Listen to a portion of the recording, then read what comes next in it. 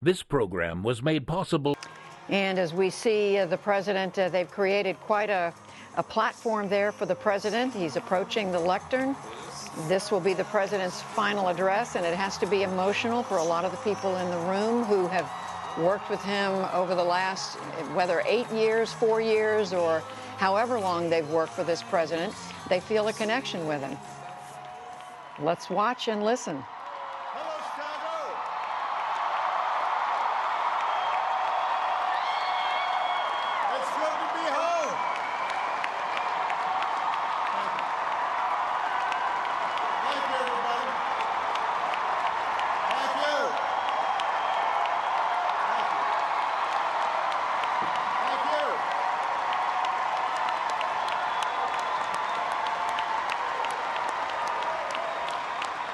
So much. Thank you. Thank you. Thank you. It's good to be home. Thank you. Thank you. Thank you. Thank you.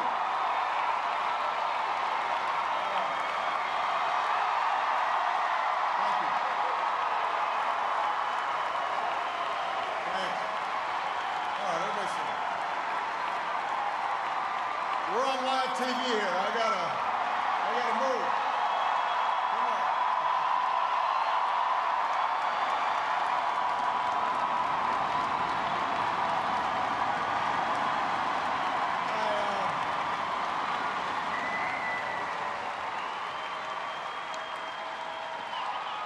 You can tell that I'm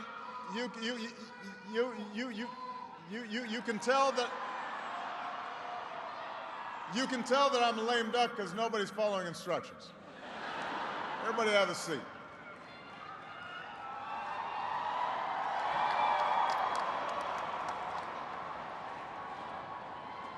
My fellow Americans,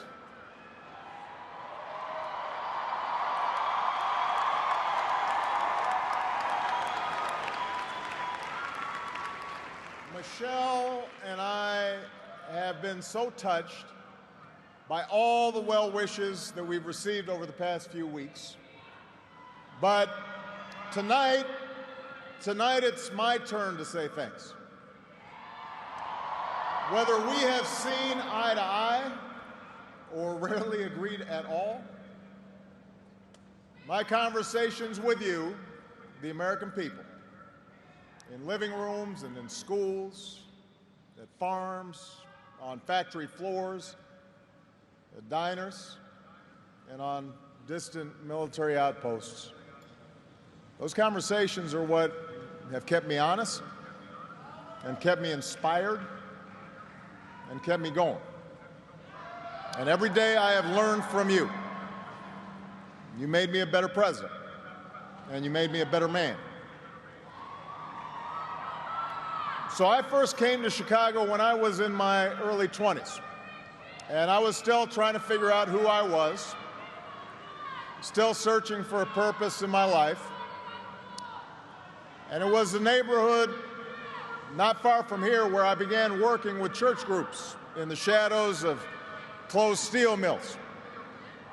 It was on these streets where I witnessed the power of faith and the quiet dignity of working people in the face of struggle and loss. I can't do that.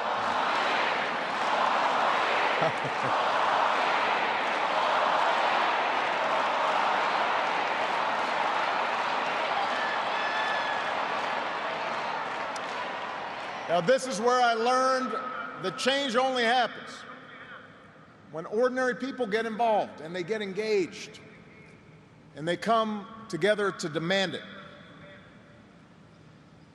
After 8 years as your president, I still believe that. And it's not just my belief. It's the beating heart of our American idea, our bold experiment in self-government. It's the conviction that we are all created equal, endowed by our Creator with certain unalienable rights, among them life, liberty, and the pursuit of happiness. It's the insistence that these rights, while self-evident, have never been self-executing. That we, the people, through the instrument of our democracy, can form a more perfect union. What a radical idea. The great gift that our founders gave to us. The freedom to chase our individual dreams through our sweat and toil and imagination, and the imperative to strive together as well to achieve a common good, a greater good. For 240 years, our nation's call to citizenship has given work and purpose to each new generation. It's what led patriots to choose republic over tyranny, pioneers to trek west, slaves to brave that makeshift railroad to freedom. It's what pulled immigrants and refugees across oceans and the Rio Grande. It's what pushed women to reach for the ballot. It's what powered workers to organize. It's why GIs gave their lives at Omaha Beach and Iwo Jima, Iraq, and Afghanistan. And why men and women from Selma to Stonewall were prepared to give theirs as well. So that's what we mean when we say America's exceptional. Not that our nation's been flawless from the start, but that we have shown the capacity to change and make life better for those who follow. Yes, our progress has been uneven. The work of democracy has always been hard. It's always been contentious. Sometimes it's been bloody. For every 2 steps forward, it often feels we take 1 step back. But the long sweep of America has been defined by forward motion, a constant widening of our founding creed to embrace all, and not just some.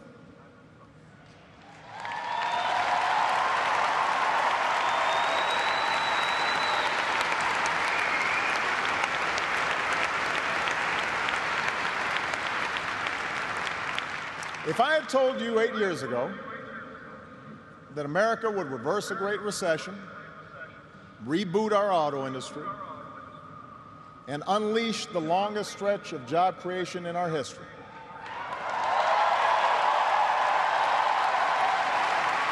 if I had told you that we would open up a new chapter with the Cuban people, shut down Iran's nuclear weapons program without firing a shot, take out the mastermind of 9/11.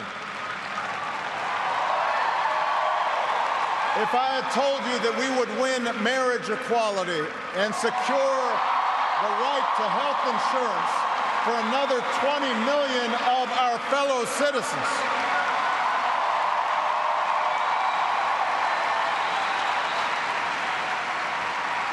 if I had told you all that, you might have said our sights were set a little too high.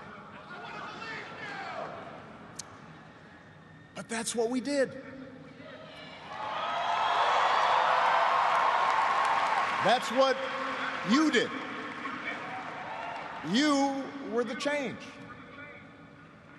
You answered people's hopes, and because of you, by almost every measure, America is a better, stronger place than it was when we started.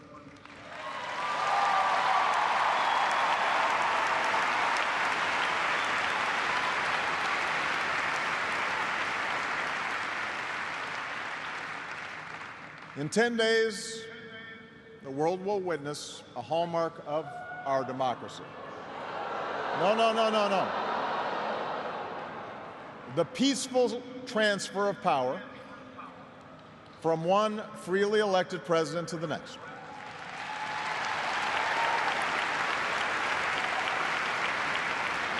I committed to President-elect Trump that my administration would ensure the smoothest possible transition, just as President Bush did for me. Because it's up to all of us to make sure our government can help us meet the many challenges we still face. We have what we need to do so. We have everything we need to meet those challenges. After all, we remain the wealthiest, most powerful, and most respected nation on earth. Our youth, our drive, our diversity and openness, our boundless capacity for risk and reinvention means that the future should be ours. But that potential will only be realized if our democracy works. Only if our politics better reflects the decency of our people. Only if all of us, regardless of party affiliation or particular interests, help restore the sense of common purpose that we so badly need right now. And that's what I want to focus on tonight. The state of our democracy. Understand, democracy does not require uniformity. Our founders argued, they quarreled, eventually they compromised. They expected us to do the same. But they knew that democracy does require a basic sense of solidarity. The idea that for all our outward differences, we're all in this together, that we rise or fall as one.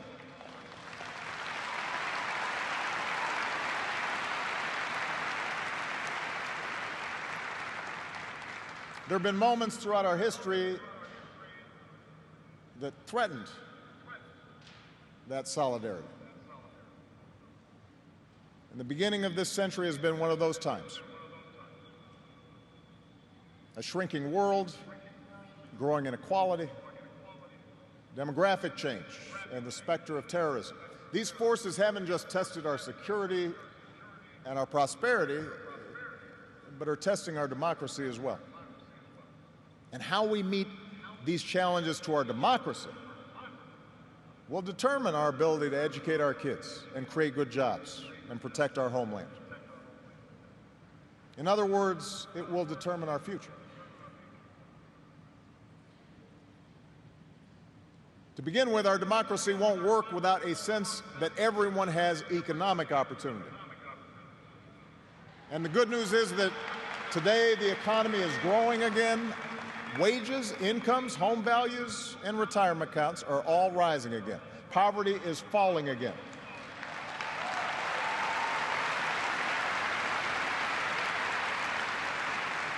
The wealthy are paying a fair share of taxes, even as the stock market shatters records. The unemployment rate is near a 10-year low. The uninsured rate has never, ever been lower.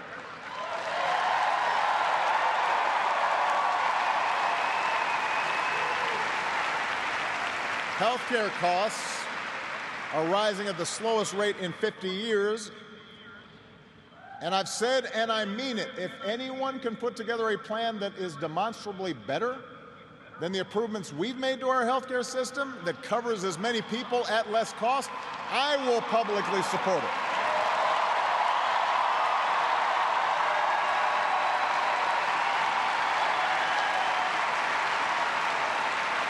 Because that, after all,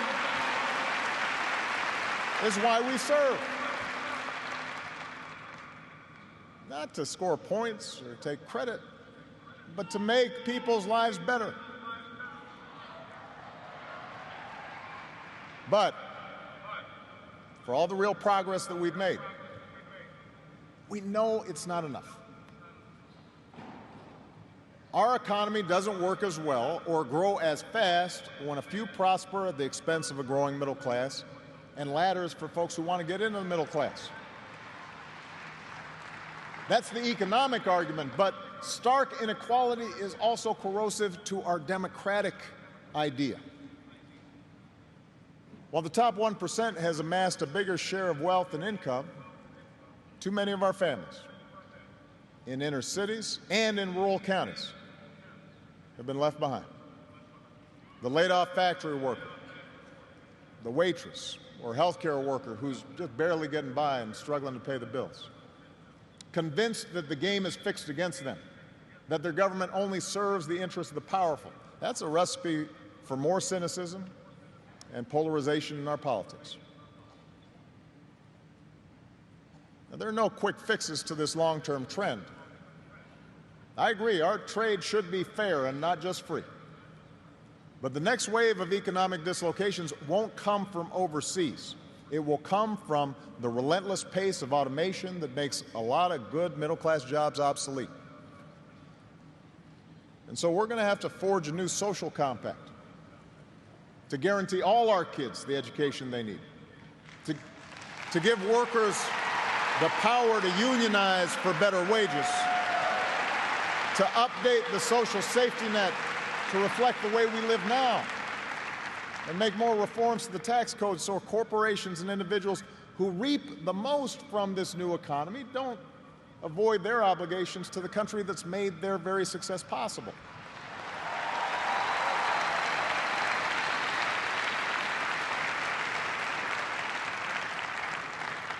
We can argue about how to best achieve these goals, but we can't be complacent about the goals themselves. For if we don't create opportunity for all people, the disaffection and division that has stalled our progress will only sharpen in years to come. There's a second threat to our democracy, and this one is as old as our nation itself. After my election, there was talk of a post-racial America. And such a vision, however well-intended, was never realistic. Race remains a potent and often divisive force in our society. Now, I've lived long enough to know that race relations are better than they were 10 or 20 or 30 years ago, no matter what some folks say. You can see it not just in statistics, you see it in the attitudes of young Americans across the political spectrum. But we're not where we need to be. And all of us have more work to do. If every economic issue is framed as a struggle between a hardworking white middle class and an undeserving minority, then workers of all shades are going to be left fighting for scraps while the wealthy withdraw further into their private enclaves.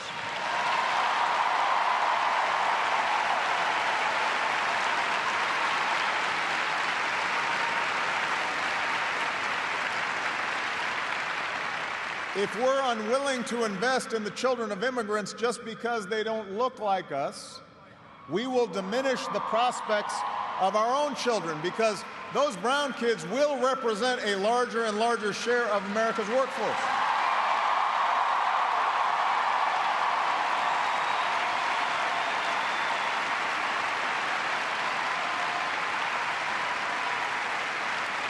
And we have shown that our economy doesn't have to be a zero-sum game.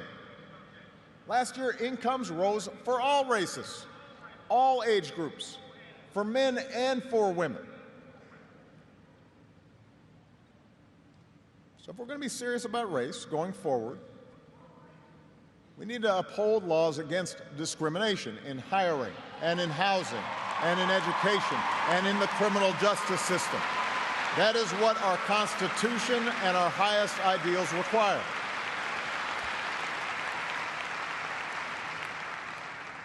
But laws alone won't be enough. Hearts must change. They won't change overnight. Social attitudes oftentimes take generations to change. But if our democracy is to work the way it should in this increasingly diverse nation, then each one of us need to try to heed the advice of a great character in American fiction, Atticus Finch, who said, "You never really understand a person until you consider things from his point of view, until you climb into his skin and walk around in it." For blacks and other minority groups, that means tying our own very real struggles for justice to the challenges that a lot of people in this country face. Not only the refugee or the immigrant or the rural poor or the transgender American, but also the middle-aged white guy who, from the outside, may seem like he's got advantages, but has seen his world upended by economic and cultural and technological change. We have to pay attention and listen.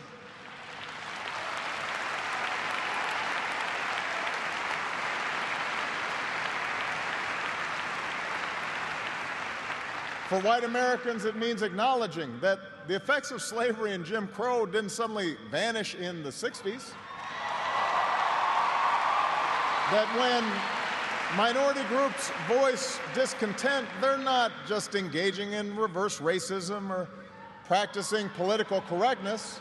When they wage peaceful protests, they're not demanding special treatment, but the equal treatment that our founders promised.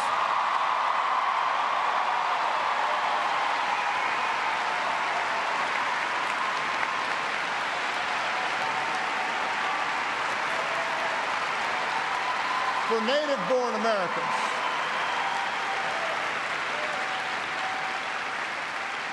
native-born Americans, it means reminding ourselves that the stereotypes about immigrants today were said almost word for word about the Irish and Italians and Poles, who it was said were going to destroy the fundamental character of America.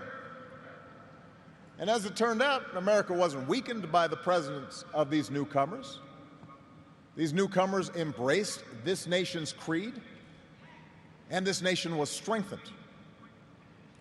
So, regardless of the station that we occupy, we all have to try harder.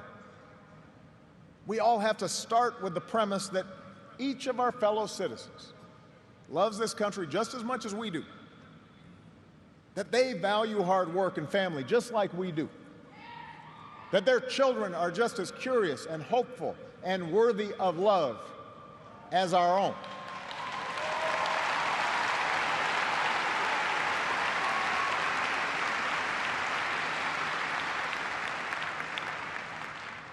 And that's not easy to do.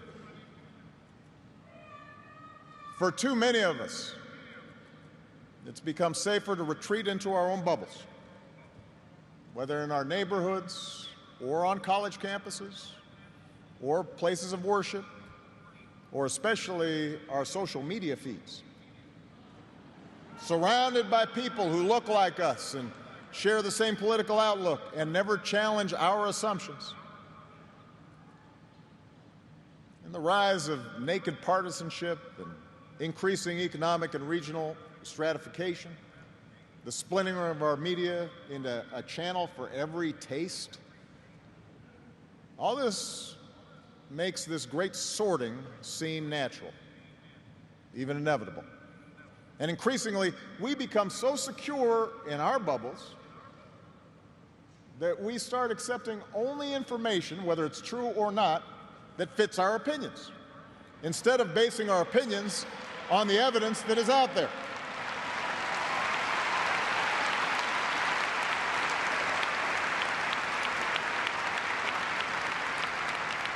And this trend represents a third threat to our democracy. Look, politics is a battle of ideas. That's how our democracy was designed.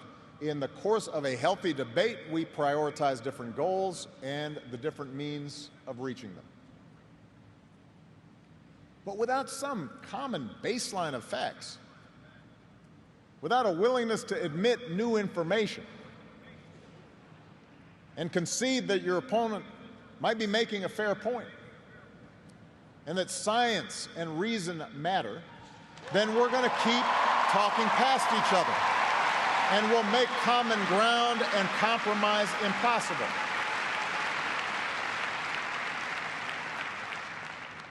And isn't that part of what so often makes politics dispiriting?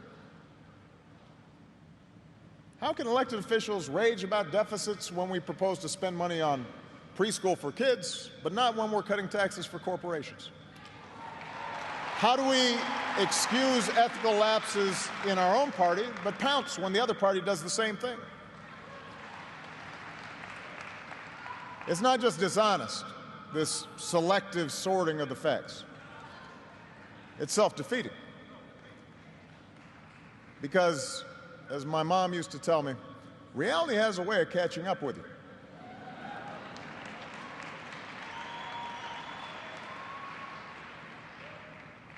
Take the challenge of climate change. In just 8 years, we've halved our dependence on foreign oil. We've doubled our renewable energy. We've led the world to an agreement that has the promise to save this planet.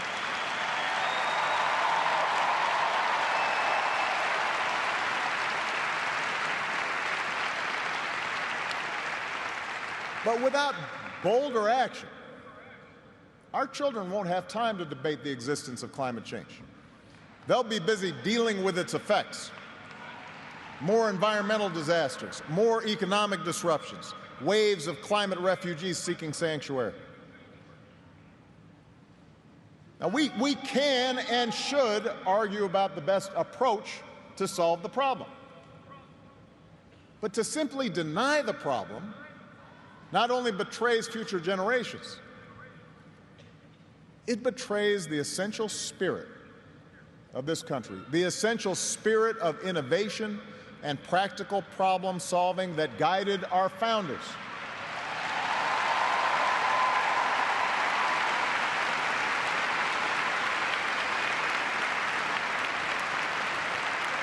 It is that spirit born of the Enlightenment that made us an economic powerhouse. The spirit that took flight at Kitty Hawk and Cape Canaveral. The spirit that cures disease and put a computer in every pocket. It's that spirit, a faith in reason and enterprise and the primacy of right over might that allowed us to resist the lure of fascism and tyranny during the Great Depression, that allowed us to build a post-World War II order with other democracies, an order based not just on military power or national affiliations, but built on principles: the rule of law, human rights, freedom of religion and speech and assembly, and an independent press.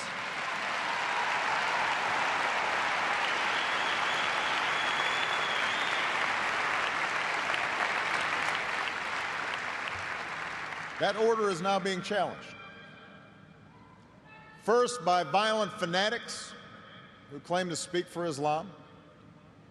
More recently, by autocrats in foreign capitals who see free markets and open democracies and civil society itself as a threat to their power. The peril each poses to our democracy is more far-reaching than a car bomb or a missile. They represent the fear of change, the fear of people who look or speak or pray differently, a contempt for the rule of law that holds leaders accountable, an intolerance of dissent and free thought, a belief that the sword or the gun or the bomb or the propaganda machine is the ultimate arbiter of what's true and what's right.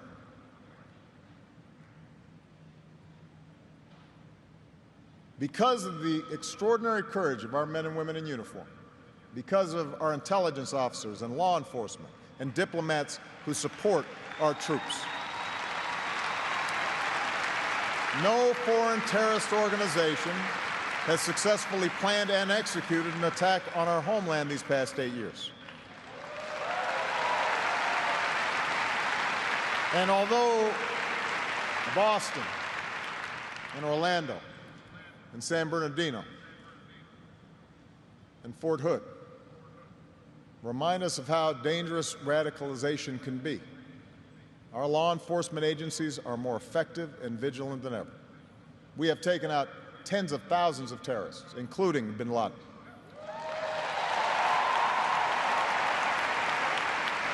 The global coalition we're leading against ISIL has taken out their leaders and taken away about half their territory. ISIL will be destroyed, and no one who threatens America will ever be safe. And to all who serve or have served, it has been the honor of my lifetime to be your commander-in-chief. And we all owe you a deep debt of gratitude.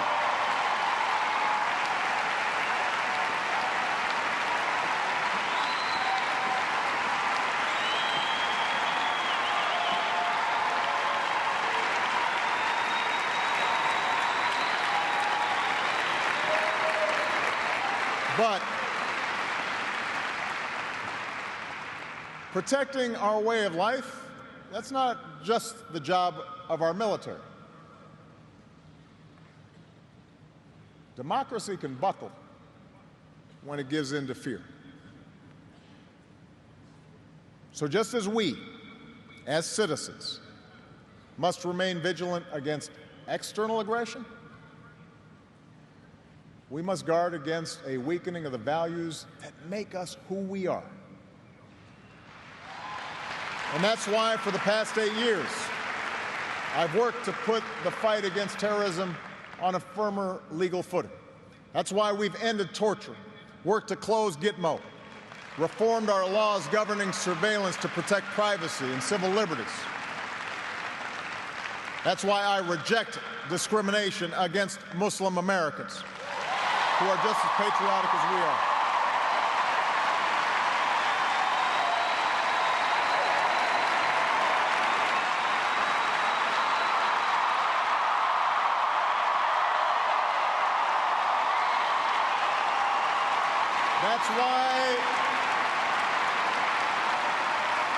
That's why we cannot withdraw. That's why we cannot withdraw from big global fights to expand democracy and human rights and women's rights and LGBT rights. No matter how imperfect our efforts, no matter how expedient ignoring such values may seem, that's part of defending America. For the fight against extremism and intolerance and sectarianism and chauvinism are of a piece with the fight against authoritarianism and nationalist aggression. If the scope of freedom and respect for the rule of law shrinks around the world, the likelihood of war within and between nations increases, and our own freedoms will eventually be threatened. So let's be vigilant but not afraid. ISIL will try to kill innocent people, but they cannot defeat America unless we betray our Constitution and our principles in the fight.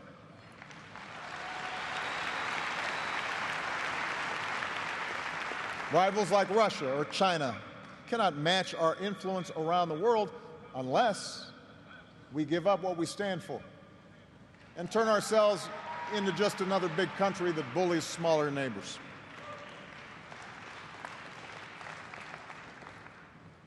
Which brings me to my final point. Our democracy is threatened whenever we take it for granted. All of us, regardless of party, should be throwing ourselves into the task of rebuilding our democratic institutions. When voting rates in America are some of the lowest among advanced democracies. We should be making it easier, not harder, to vote.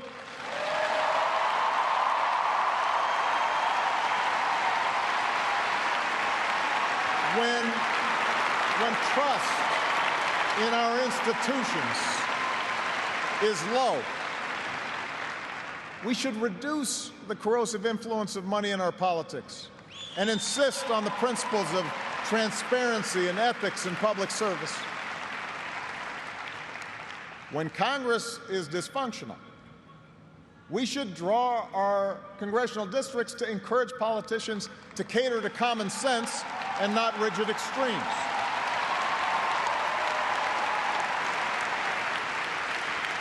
But remember, none of this happens on its own. All of this depends on our participation, on each of us accepting the responsibility of citizenship, regardless of which way the pendulum of power happens to be swinging. Our Constitution is a remarkable, beautiful gift. But it's really just a piece of parchment. It has no power on its own. We, the people, give it power. We, the people, give it meaning with our participation and with the choices that we make and the alliances that we forge, whether or not we stand up for our freedoms, whether or not we respect and enforce the rule of law. That's up to us. America's no fragile thing, but the gains of our long journey to freedom are not assured. In his own farewell address, George Washington wrote that self-government is the underpinning of our safety, prosperity, and liberty.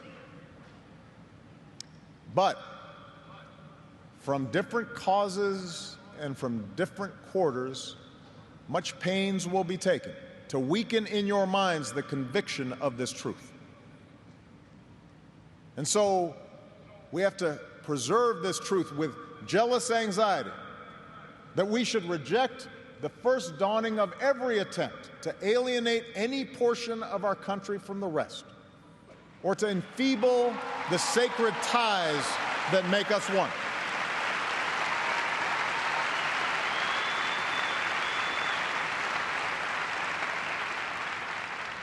America, we weaken those ties when we allow our political dialogue to become so corrosive that people of good character aren't even willing to enter into public service. So coarse with rancor that Americans with whom we disagree are seen not just as misguided, but as malevolent. We weaken those ties when we define some of us as more American than others, when we write off the whole system as inevitably corrupt, and when we sit back and blame the leaders we elect without examining our own role in electing them.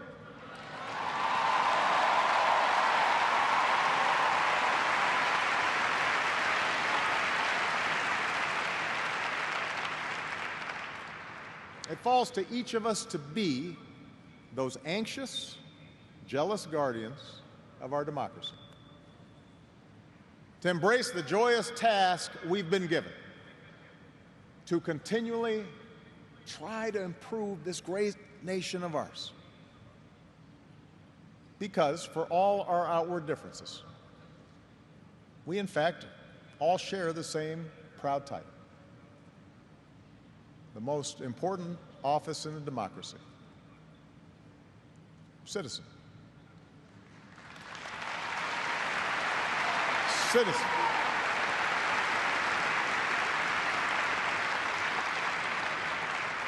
So you see, that's what our democracy demands. It needs you. Not just when there's an election, not just when your own narrow interest is at stake, but over the full span of a lifetime. If you're tired of arguing with strangers on the internet, try talking with one of them in real life.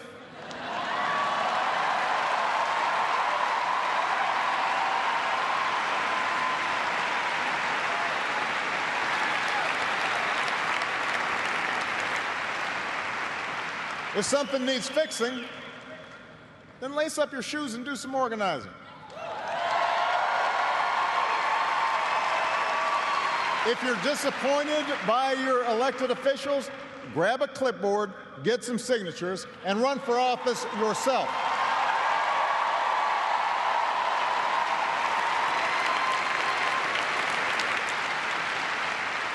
Show up. Dive in. Stay at it. Sometimes you'll win. Sometimes you'll lose. Presuming a reservoir of goodness in other people, that can be a risk. And there will be times when the process will disappoint you. But for those of us fortunate enough to have been part of this work and to see it up close, let me tell you, it can energize and inspire. And more often than not, your faith in America and in Americans will be confirmed. Mine sure has been. Over the course of these 8 years, I've seen the hopeful faces of young graduates and our newest military officers. I have mourned with grieving families, searching for answers, and found grace in Charleston Church. I've seen our scientists help a paralyzed man regain his sense of touch. I've seen wounded warriors who at points were given up for dead walk again. I've seen our doctors and volunteers rebuild after earthquakes and stop pandemics in their tracks. I've seen the youngest of children remind us through their actions and through their generosity of our obligations to care for refugees or work for peace. And above all, to look out for each other.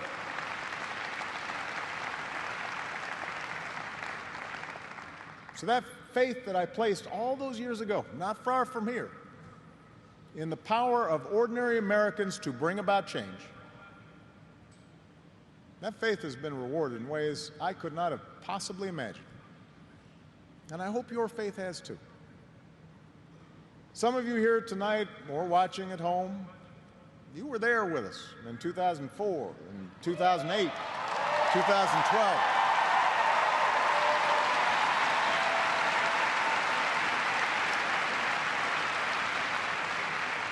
Maybe you still can't believe we pulled this whole thing off. Let me tell you, you're not the only ones. Michelle,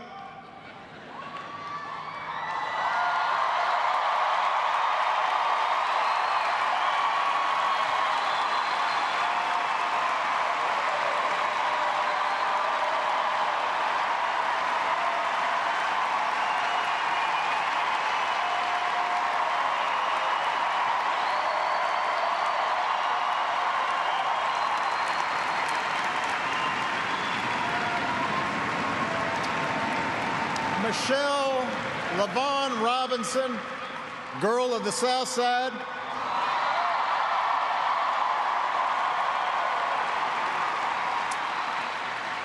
For the past 25 years, you have not only been my wife and mother of my children, you have been my best friend.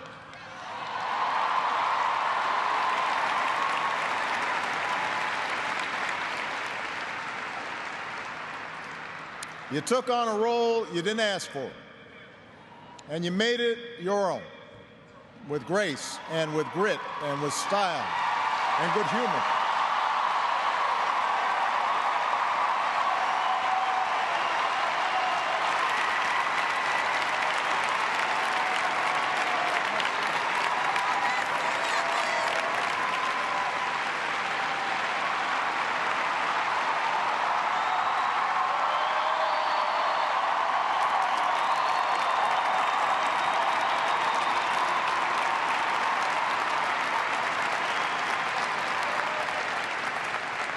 You made the White House a place that belongs to everybody. And a new generation sets its sights higher because it has you as a role model. So you have made me proud, and you have made the country proud.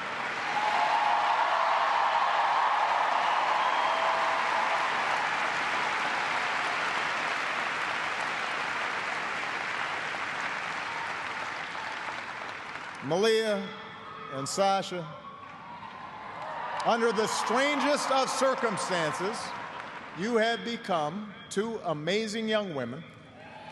You are smart and you are beautiful, but more importantly, you are kind and you are thoughtful and you are full of passion. And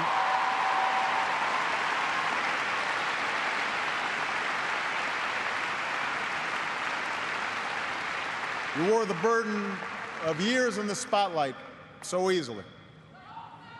Of all that I have done in my life, I am most proud to be your dad.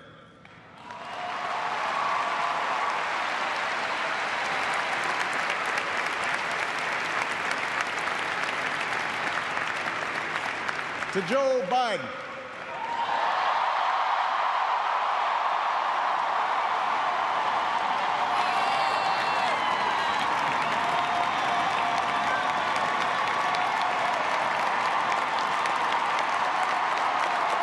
the scrappy kid from Scranton, who became Delaware's favorite son.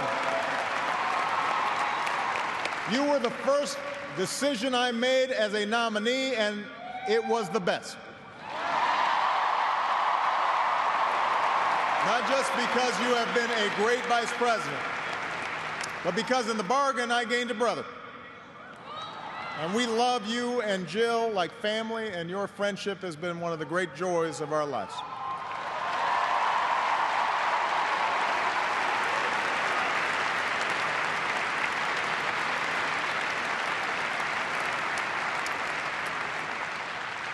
To my remarkable staff, for 8 years, and for some of you a whole lot more, I have drawn from your energy, and every day I try to reflect back what you displayed: heart and character and idealism. I've watched you grow up, get married, have kids, start incredible new journeys of your own. Even when times got tough and frustrating, you never let Washington get the better of you. You guarded against cynicism. And the only thing that makes me prouder than all the good that we've done is the thought of all the amazing things that you are going to achieve from here.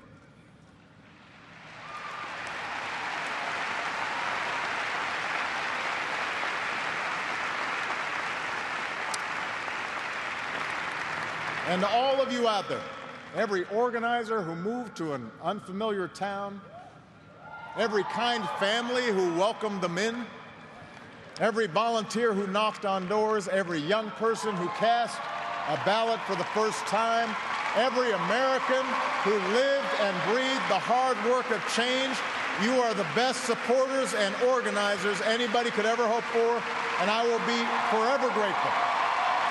Because you did change the world. You did.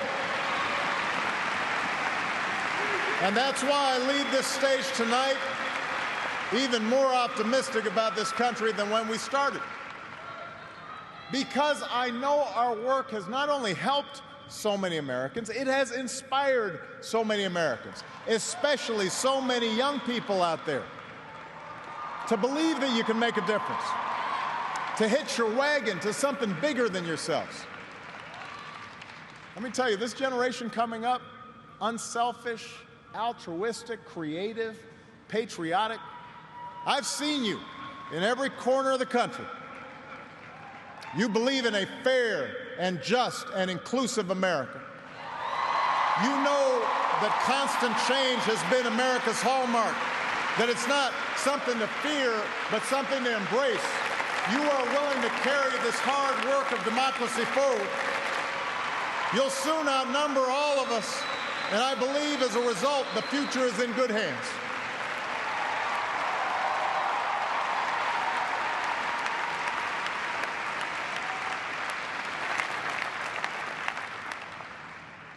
my fellow Americans, it has been the honor of my life to serve you. I won't stop. In fact, I will be right there with you as a citizen for all my remaining days. But for now, whether you are young or whether you're young at heart, I do have one final ask of you as your president. The same thing I asked when you took a chance on me 8 years ago. I'm asking you to believe, not in my ability to bring about change, but in yours. I'm asking you to hold fast to that faith written into our founding documents, that idea whispered by slaves and abolitionists, that spirit sung by immigrants and homesteaders and those who marched for justice, that creed reaffirmed by those who planted flags from foreign battlefields to the surface of the moon. A creed at the core of every American whose story is not yet written. Yes, we can. Yes, we did. Yes, we can. Thank you. God bless you. May God continue to bless the United States of America.